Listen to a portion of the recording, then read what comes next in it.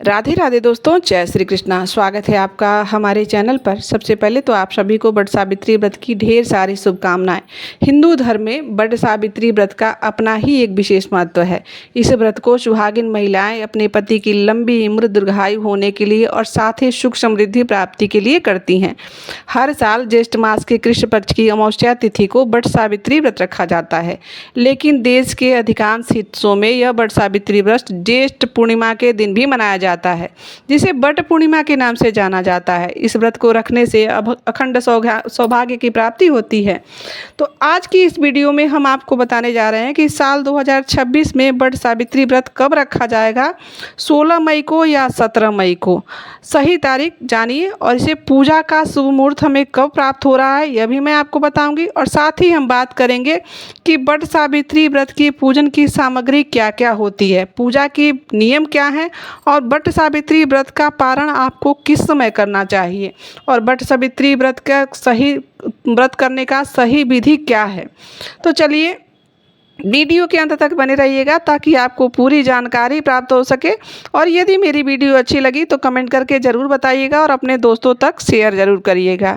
यह व्रत सुहागिन महिलाएं अपने अखंड सौभाग्य की प्राप्ति हेतु करती हैं और इस दिन बट वृक्ष यानी बरगद के पेड़ की पूजा करती हैं। तो बट वृक्ष की पूजा करने से समस्त मनोकामनाएं पूर्ण हो जाती हैं।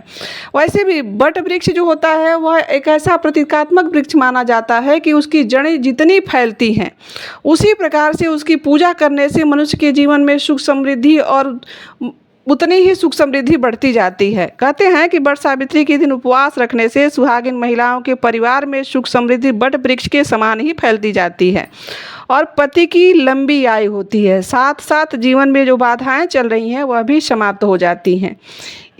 आपको बता दें कि इस दिन बट वृक्ष यानी बरगद के पेड़ पूजा करने का विधान परंपरागत है, इसलिए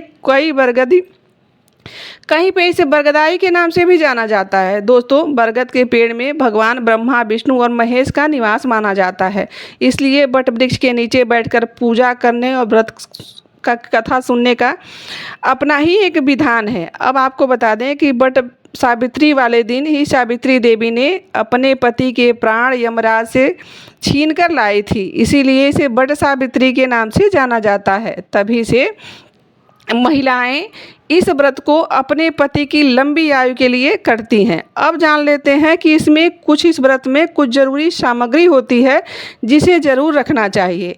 अब मान लीजिए किसी के घर के आसपास बरगद का पेड़ नहीं है तो वह क्या करे। ऐसी स्थिति में आप बरगद की एक छोटी सी डाली लाकर अपने बालकनी में गमले में लगाकर उससे भी आप पूजा कर सकती हैं। अब चलिए बात करते हैं कि इसकी कौन सी सामग्री लगती है। तो सबसे पहले इसमें बांस का पंखा, दीपक, घी, फूल, फल कोई भी मौसम के अनुसार प्राप्त हो जाए, जैसे ककड़ी, खीरा इत्यादि।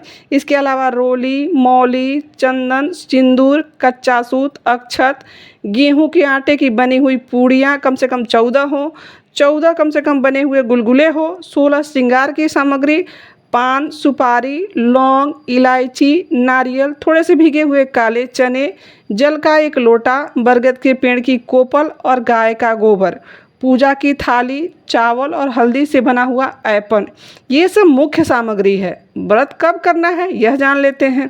देखिए, पूजा व्रत खोलने का समय क्या होगा यह भी हम आपको बताएंगे, पर सबसे पहले यह जान लेते हैं कि व्रत के दिन आप क्या करेंगे। तो सबसे पहले जानिए कि जो भी व्रत धारण करने वाली महिलाएं हैं वह सुबह ब्रह्म मुहूर्त में उठकर नित्य क्रिया से निवृत्त होकर स्नान इत्यादि करके साफ स्वच्छ व्रत धारण करके इसके बाद आप 16 श्रृंगार करके इस व्रत का संकल्प ले लीजिए। अब जो महिलाएं घर पर पूजा कर रही हैं उन्हें किसी गमले, मैंने पहले ही बताया है, गमले में एक बट वृक्ष की डाली गाड़कर उसकी पूजा आप करिए। और सबसे पहले आप वहाँ पर चौक पूरिए, उसके ऊपर गमला रखिए और फिर उसमें टहनी गाड़ दीजिए। या फिर पूजा के लिए यदि आप किसी बरगद के पेड़ के पास जा रही हैं तो सबसे पहले पेड़ के चारों तरफ साफ सफाई जरूर करवा लीजिए और फिर उसके पश्चात ही पूजा करिए। आप पेड़ के नीचे गाय के गोबर से सत्यवान और देवी सावित्री की प्रतिमा बनाइए और गौरी और गणेश भी बनाइए। अब आप चावल का हल्दी का जो ऐपन लेके गई हैं उस ऐपन में हाथ डुबाकर उस बरगद के पेड़ पर 7 बार छापे लगाइए।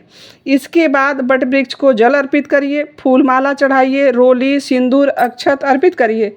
तरबूजा खरबूजा जो भी आप सीजनल फल लेके गई हैं वह चढ़ा दीजिए। उसके बाद पूरी गुलगुले वह भोग के निमित्त अर्पित कर दीजिए। थोड़े भीगे हुए चने चढ़ा दीजिए।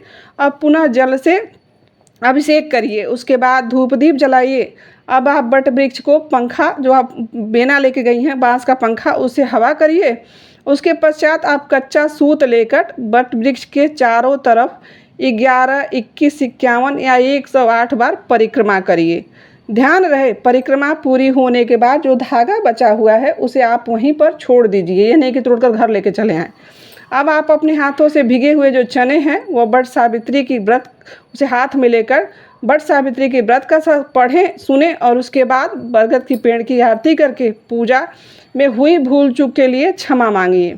उसके बाद सावित्री को सिंदूर लगाकर सुहाग जो सिंदूर लगाई हैं वहाँ पर लगाकर पुनः अपने लगाकर सुहाग अवश्य लेना चाहिए।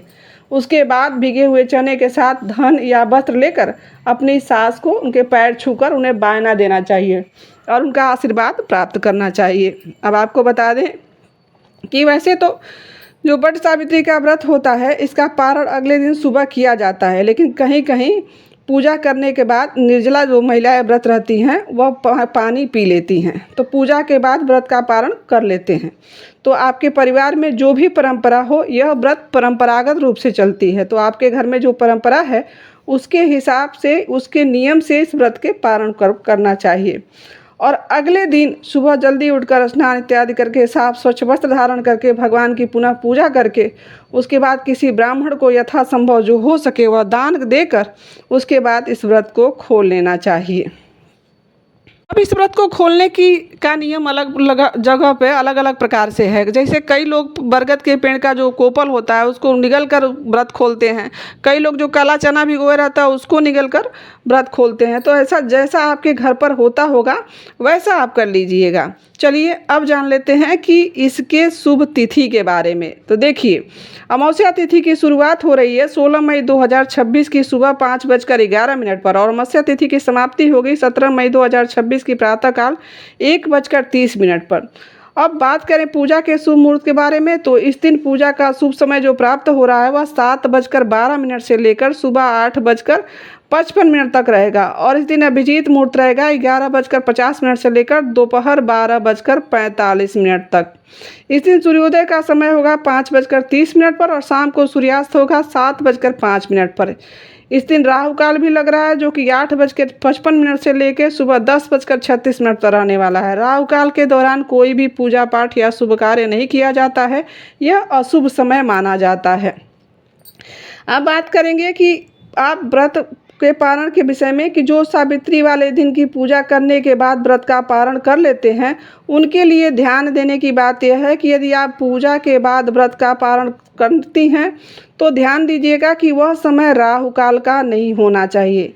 लेकिन जो लोग व्रत का पारण अगले दिन सुबह करते हैं तो उनके लिए बता दूं कि आप व्रत का पारण अगले दिन यानी 17 मई 2026 के दिन रविवार को करेंगी और बट सावित्री व्रत का पारण अगले दिन सुबह सूर्योदय के बाद ही किया जाएगा। और जब इस दिन सुबह सूर्योदय का समय होगा वह होगा 5:30 पर और आप व्रत कर भी 5:30 के बाद उसके पारण कभी भी कर सकती हैं, यही श्रेष्ठकर होगा। तो दोस्तों यह थी बट सावित्री व्रत से जुड़ी हुई जानकारी। आशा करती हूँ कि आपको यह जानकारी अच्छी लगी होगी और यहाँ तक बने रहने के लिए आप सभी का दिल से आभार।